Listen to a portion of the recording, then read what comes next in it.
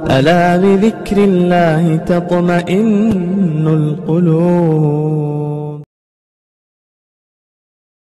سیدنا حضرت عثمان غنی رضی اللہ تعالیٰ عنہ کی شہادت بھی اسی مبارک مہینے میں ہوتی ہے، اور کیسے ہیں شاید میں نے آپ کے سامنے پہلے بھی بیان کیا، لیکن آج بھی فضیلت کے اعتبار سے عرض کرتا ہوں۔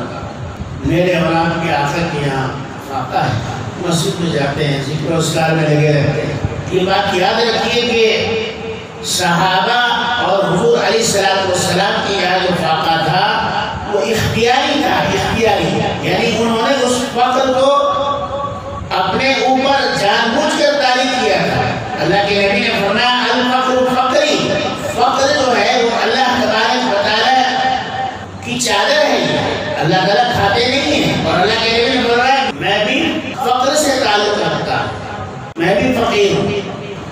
اس لیے حضور اکرم صلی اللہ علیہ وسلم کم کھاتے تھے، بغیر کھائے تو کوئی نہیں رہ سکتا۔ اللہ تعالیٰ کو علم نہیں، کھانا پینا نہیں، پیاس نہیں، یہ تو صفت اللہ تعالیٰ کی ہے، لیکن آدمی جتنا کم کھائے گا اتنا ہی اس کا رتبہ اللہ کے نزدیک بڑا ہوگا۔ تو حضور علیہ السلام کا جو فقر تھا، فاقہ تھا، وہ اختیاری تھا۔ سیدہ حضرت عائشہ صدیقہ رضی اللہ تعالیٰ عنہا کے یہاں امیر معاویہ نے 40,000 درہم دے دی۔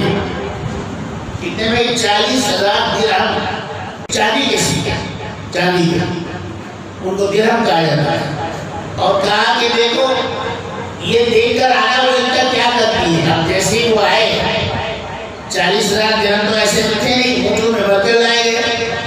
آپ نے فرمایا لاؤ پلیٹ، لاؤ شیل، اور بھر بھر کر ایسے جاؤ، یہ اس کے آ دیا ہو، یہ اس کے آ دیا ہو، یہ اس کے آ دیا ہو۔ جیسے ہمارے یہاں چھوٹی چھوٹی چیزیں تقسیم کرتے ہیں، ایسے درہم تقسیم ہو رہے ہیں، سارے تقسیم ہو گئے۔ خادمہ نے کہا ہمارا جی ہمارے بھی تو روزہ ہے، ہمارے لیے تو آپ نے کچھ بچایا ہی نہیں۔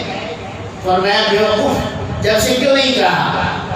دیکھیے یعنی یہ یادی نہیں ہے اماں جی کو، حضرت عائشہ صدیقہ رضی اللہ تعالیٰ عنہ کہ میں بھی روزے سے ہوں اور میری خادمہ بھی روزے سے ہے۔